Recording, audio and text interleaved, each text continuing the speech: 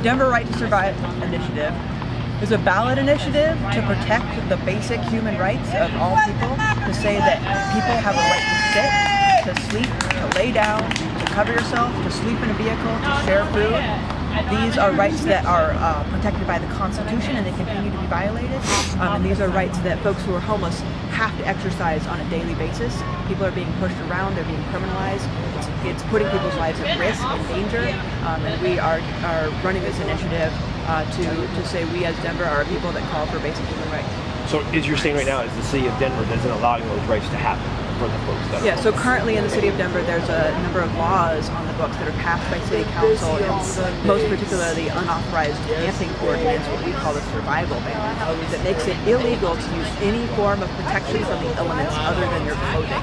That means that this blanket right here, for me to use this blanket to protect me, is illegal. You're sitting on a piece of cardboard, that's illegal. And they exercise these laws. They enforce these laws on a daily basis. Over 4,000 people in 2017 who were homeless were contacted because of this law and told to move on and so on and so forth. These are unjust. They are laws that are currently on the books being enforced right now, and we are calling for that to end. So you're puts on there that can't discriminate against those folks for being homeless, and that you want the voters to basically say yay or nay on that issue. Yes, all people have basic human rights. You cannot discriminate. You cannot have laws that criminalize survival. And that's what this initiative does. It says that we cannot have laws that mean that you can't use a blanket to cover yourself.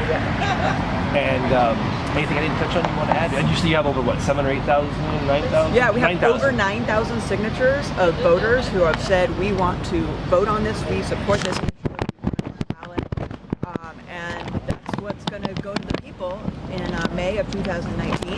People have an opportunity to be the first in the nation to really lead the way with this strong of an initiative to come to the people, not just the legislators, for a vote. What's your take on it? What do you think the people do? What's your response been from going around and having the people sign these petitions and put their name on? Yeah. What's your response? Do you think it'll pass? Or There's a lot of support from the people. Obviously, with over 9,000 signatures, people are ready to bring this forward and to make Denver a better place for everybody. And I think that's what we have coming forward. What do you think the city needs to do to help address this issue? That put more affordable housing out there, put better places for folks to get shelter, or what would you like to see? So, homelessness was not caused by individual homeless people. Mass homelessness is caused by our economy and our housing market. So the answer to homelessness is a home.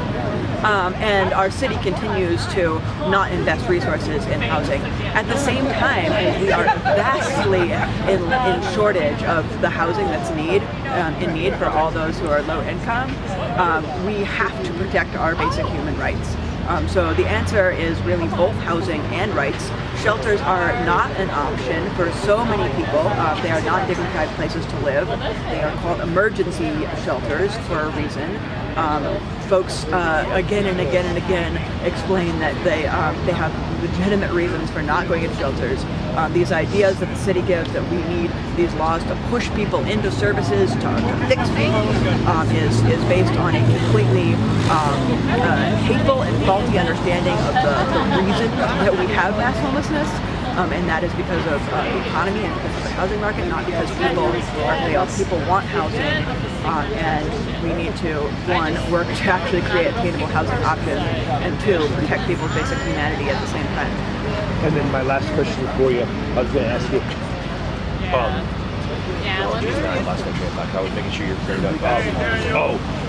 Do you think they need to offer more incentives for folks to make affordable housing, or to put like a rent control to make places so people can afford to have a place over there? Oh yes, we need tons more resources, more legislation change, rent control, so on and so forth, all to actually create attainable housing.